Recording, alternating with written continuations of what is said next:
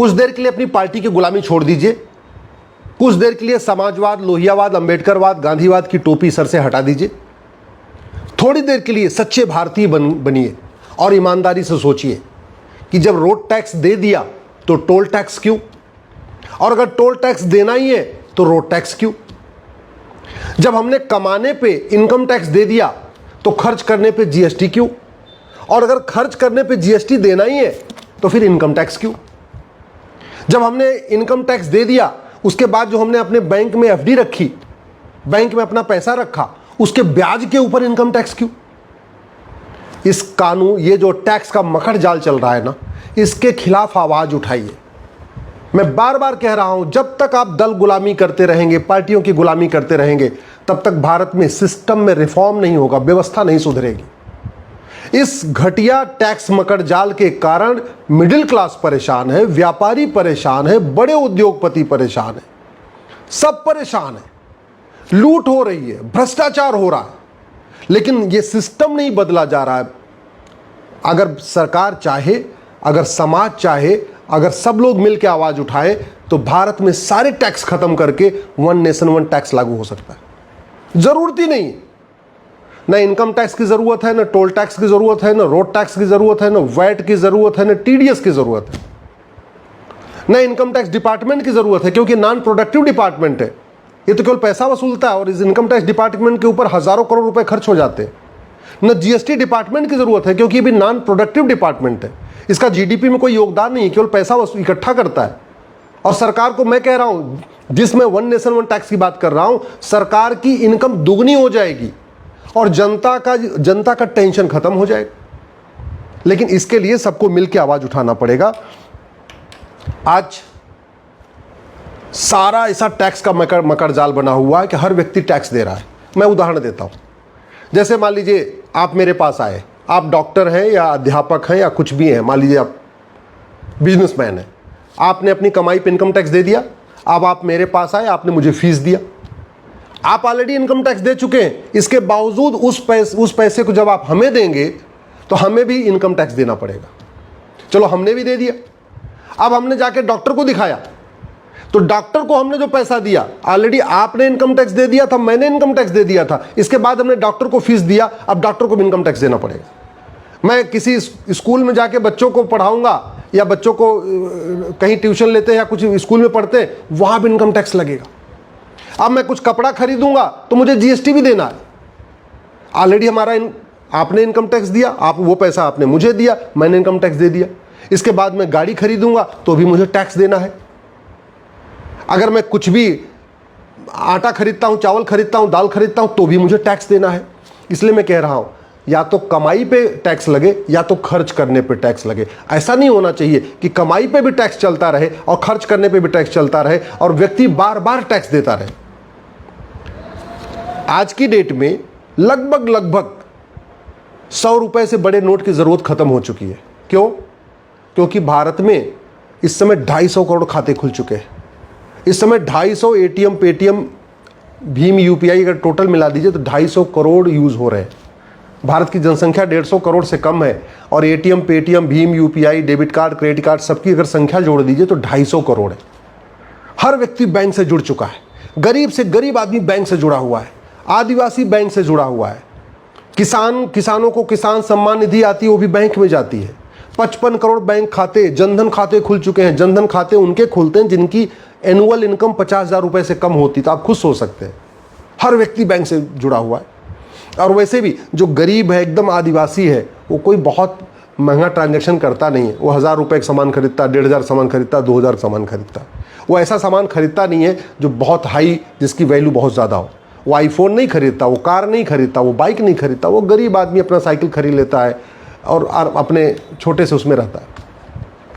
सरकारी आंकड़े कहते हैं कि भारत में 80% लोग पर डे 100 रुपए से कम खर्च करते हैं और जो 20% लोग पर डे 100 रुपए से ज़्यादा खर्च करते हैं उनके पास एटीएम, पेटीएम, भीम, UPI, debit card, credit card है। इसका मतलब 100 रुपए से बड़े नोट की जरूरत ही नहीं है। सरकारी आंकड़े कहते हैं इस समय दुनिया में सबसे ज़्यादा यूपीआई का, सबसे ज़्यादा ऑनलाइन ट्रांजेक्शन भारत में हो रहा है। इसका मतलब अगर 5,000 रुपए से महंगे सामान का कैश लेन देन बंद कर दिया जाए तो भी कोई फ़र्क नहीं पड़ेगा, लोग आराम से ऑनलाइन खरीदते रहेंगे। सरकारी आंकड़े हैं कि 130 करोड़ आधार बन चुका है। इसका मतलब सबकी प्रॉपर्टी को आधार से लिंक कर दिया जाए तो भी किसी को कोई दिक्कत नहीं आएगी।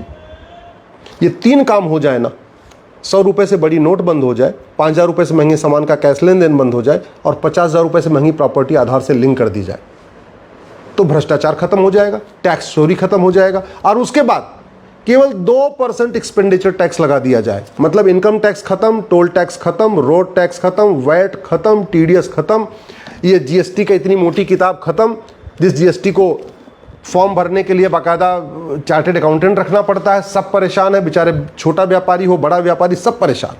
वो जीएसटी भी खत्म, कोई जरूरत नहीं। केवल एक टैक्स लगा के रखिए आप, कस्टम एक्साइज रखिए। जो बाहर से इंपोर्ट सामान हो रहा है, एक्सपोर्ट सामान हो रहा है, उस पर जो टैक्स लगाना हो सरकार रखे। लेकिन भारत के आंतरिक इंटरनल जितने भी टैक्स हैं सारे टैक्स खत्म, और सरकार 2% बैंकिंग ट्रांजैक्शन टैक्स लेता रहे कि भाई 4,999 रुपए तक तो आपको कैश में लेन देन कर सकते हैं। जैसे कोई सामान की वैल्यू 5,000 होगी, जिसकी भी एमआरपी 5,000 से ज़्यादा होगी, वो आप अब ऑनलाइन नहीं खरीद, वो कैश में नहीं खरीद सकते, आपको बाकायदा बैंकिंग ट्रांजैक्शन करना पड़ेगा। एटीएम, पेटीएम, भीम, UPI, debit card, credit card से लेना पड़ेगा।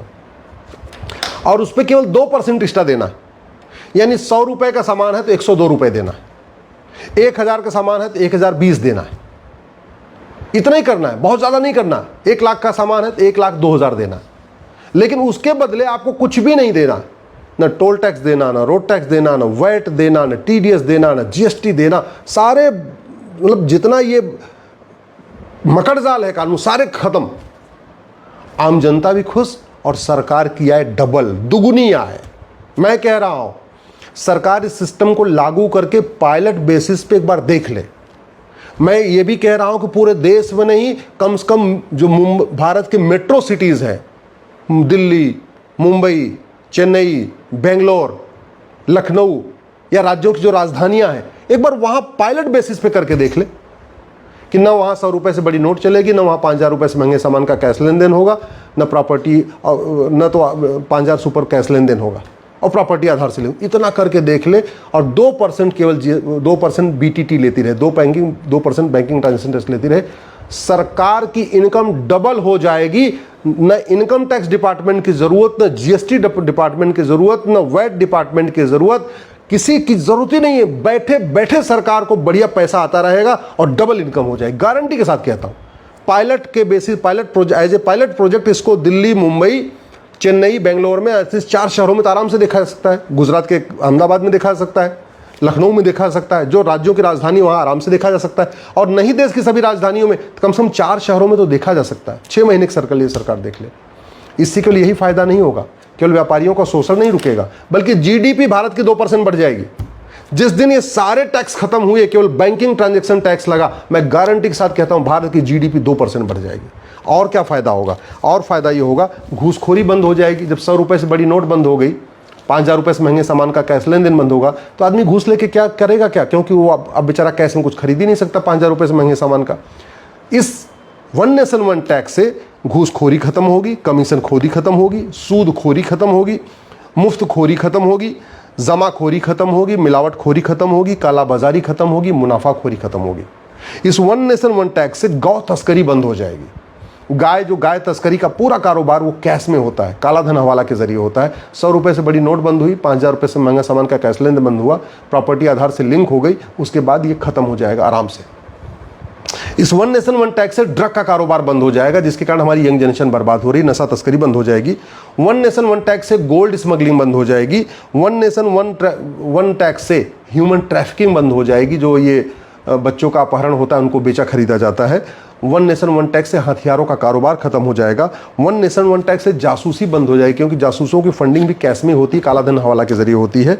वन नेशन वन टैक्स से झपटमारी बंद हो जाएगी। वन नेशन वन टैक्स से जातिवाद, भाषावाद, क्षेत्रवाद, पंथवाद बंद हो जाएगा, क्योंकि जाति, भाषा, क्षेत्र, पंथ का जहर ये जो पार्षद, प्रधान, सांसद, विधायक घोलते हैं, वो पैसे के लिए घोलते हैं। उनको फंडिंग आती है या उनको सत्ता चाहिए, भ्रष्टाचार। वन नेशन वन टैक्स से भ्रष्टाचार खत्म हो जाएगा, फिर ये जातिवाद, भाषावाद, क्षेत्रवाद भी खत्म हो जाएगा। वन नेशन वन टैक्स से माओवाद, नक्सलवाद, अलगाववाद, आतंकवाद भी बहुत हद तक खत्म हो जाएगा, क्योंकि माओवादियों, नक्सलियों, आतंकवादी, अलगाववादियों की फंडिंग कैश में होती है, कालाधन हवाला के जरिए होती है। लब जिहाद, लैंड जिहाद, ड्रग जिहाद, घुसपैठ जिहाद की फंडिंग कालाधन हवाला से होती है, तो वन नेशन वन टैक्स से ये भी रुकेगा।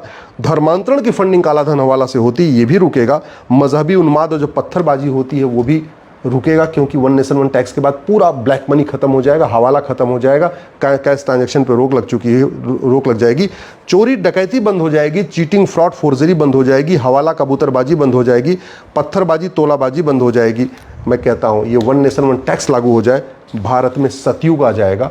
ये वन नेशन वन टैक्स लागू हो जाए, भारत में रामराज्य आ जाएगा। वन नेशन वन टैक्स लागू हो जाए, भारत की जीडीपी 2% बढ़ जाएगी। और जो माननीय प्रधानमंत्री जी कहते हैं 2047 में भारत को विकसित राष्ट्र बनाना है, ये अगले 10 साल में भारत विकसित राष्ट्र बन जाएगा अगर आज वन नेशन वन टैक्स लागू कर दिया जाए तो।